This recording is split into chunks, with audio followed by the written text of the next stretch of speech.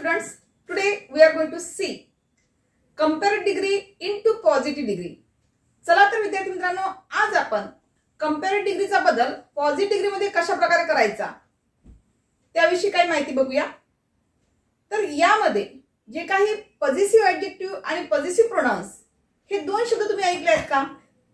नसेल ऐकलेत तर दिस इज व्हेरी शॉकेबल. आता नेमकं पॉझिटिव्ह ऍडजेक्टिव्ह आणि पॉझिटिव्ह प्रोनाउन्स सेंटेन्स जर आले असेल तर कशा प्रकारे बदल करायचा याविषयी माहिती जाणून घेऊया. Let's see degree into comparative degree into positive degree. आता यामध्ये नेमकं आपण काय बघणार आहोत? यामध्ये आपण स्पेशली पॉझिटिव्ह ऍडजेक्टिव्हचे जे वर्ड्स आहेत किंवा पॉझिटिव्ह ऍडजेक्टिव्हचा बदल पॉझिटिव्ह प्रोनाउन्स मध्ये कशा प्रकारे केला जातो थोडं याकडे लक्ष देऊया. पॉझिटिव्ह ऍडजेक्टिव्ह कोणते असतात आणि त्याचा बदल जो आहे तो बदल कशा पद्धतीने करायचा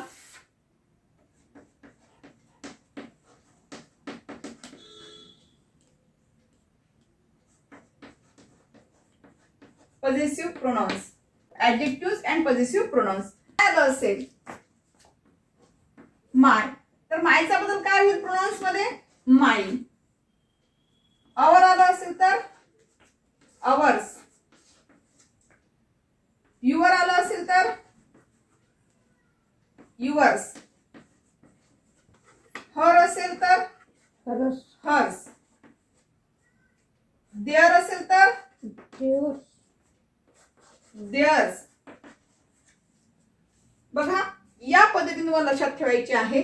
जसं की पॉझिटिव्ह ऍडजेक्टिव्ह जे आहे माय वाक्यामध्ये आलं असेल तर मायचा बद्दल पॉझिटिव्ह प्रोनाउन्स करत असताना मायनस घ्यायला हवा. त्या तशा संदर्भामध्ये मी काही सेंटेन्स पण तुम्हाला शिकवणार आहे. अवर आलेला असेल तर पॉझिटिव्ह प्रोनाउन्स काय होईल? अवर्स होईल. युअर आला असेल तर पॉझिटिव्ह प्रोनाउन्स मध्ये काय होईल? युअर्स होईल. हर आला असेल तर पॉझिटिव्ह प्रोनाउन्स काय होईल? हर्स होईल. आणि देअर आला असेल तर काय होईल? पॉझिटिव्ह प्रोनाउन्स मध्ये देअर्स होईल. ठीक आहे, चला तर आपण सेंटेन्स कडे वळूया. कशा प्रकारे सेंटेन्स असतात त्यामध्ये? नंबर 1,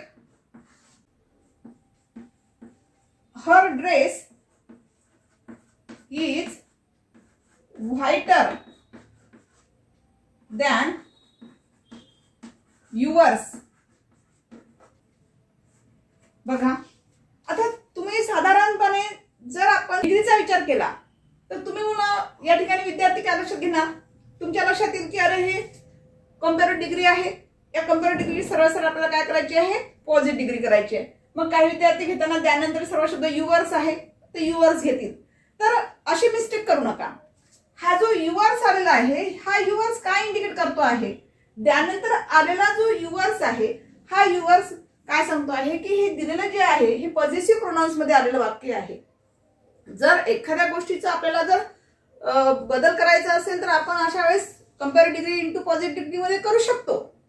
पण जर पॉझिटिव्ह प्रोनाउन्सचा जो सेंटेन्स असेल तर त्याचा बदल कशा प्रकारे होतो हे आपल्याला बघायचं आहे.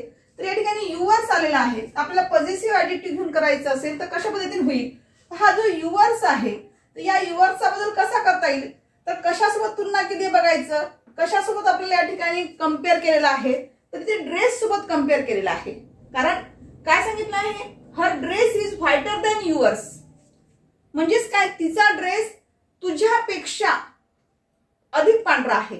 आता तुझ्यापेक्षा पांढरा असतो का? तुझ्या ड्रेस पेक्षा पांढरा म्हणायला पाहिजे होतं नाही का? म्हणजे बोलताना जर आपण असं शॉर्टकट यूज केलं असेल तर अशा वेळेस या डिग्रीचा वापर करत असताना कशा पद्धतीने करायचं हे बघूया. Let us see answer. आता या ठिकाणी युअर्स असेल तर फक्त पॉझिटिव्ह प्रोनाउन्सचा बदल आपल्याला पॉझिटिव्ह ऍडजेक्टिव्ह मध्ये करत असताना युअरचा काय होईल? युअर्सचा बदल युअर होईल.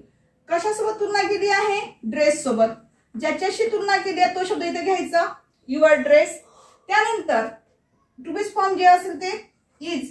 दिलेलं वाक्य कसं आहे? पॉझिटिव्ह मध्ये आलेलं आहे म्हणजेच ऍसर्टिव्ह सेंटेन्स मध्ये आलेलं आहे. होकारार्थी असेल तर अशा वेळेस निगेटिव्ह करा. इज नॉट, नॉट वापरा. ऍज मध्ये विशेषणाचं मूळ रूप घ्यायचं. ऍज याचं विशेषणाचं मूळ रूप काय होईल? व्हाईट. As white. ऍज त्यानंतर इथे काय शिल्लक राहिलेलं आहे? सब्जेक्ट मध्ये फक्त हर आलेला आहे. आपण फक्त हर घेऊ शकतो का? नाही. या हरचा बदल पॉझिटिव्ह प्रोनाउन्स मध्ये चेंज करावा लागेल. म्हणजेच काय करावं लागेल? हर्स करावं लागेल. खाली फक्त तुम्ही जर हर घेतलं तर तुमचे आन्सर चुकते. म्हणजे या यसला किती इम्पॉर्टंट आहे बघा. How important of yes here. हा जो यस आहे हा यस किती इम्पॉर्टंट आहे. म्हणजे इथे आपण घेताना खाली फक्त हर घेऊ शकत नाही, तर तुम्हाला इथे काय घ्यावं लागेल? हर्स घ्यावं लागेल. म्हणजे हरचा बदल काय झालेला आहे? हर्स झालेला आहे. हे लक्षात ठेवायचं आहे. म्हणजेच काय, या हर्सचा अर्थ या ठिकाणी काय झालेला आहे? ड्रेस सोबत तुलना केली गेली आहे. म्हणजे बघा आन्सर कसं झालेला आहे? Your dress is not as white as hers. लक्षात. Now see next sentence. Let us see another example. My house is bigger than yours. आता या ठिकाणी बघा कशासोबत तुलना केलेली आहे? My house is bigger than yours. म्हणजे माझं जे घर आहे ते तुझ्यापेक्षा मोठं आहे असं म्हणायचं नाही. इनडायरेक्टली काय म्हणायचं आहे? माझं घर तुझ्या घरापेक्षा मोठं आहे, नाही का? तर याला आपण कंपॅरेटिव्ह टू पॉझिटिव्ह करत असताना दिलेल्या वाक्यामध्ये इथे सुद्धा तुम्हाला काय दिसते आहे? पॉझिटिव्ह प्रोनाउन्स आलेला आहे. म्हणजेच सुरुवातीला त्यानंतर सर्व शब्द घेत असताना काय घ्यावं लागेल? फक्त युअर. कशाची तुलना केलेली आहे? हाऊस. Your house. त्यानंतर टू बी फॉर्म इज.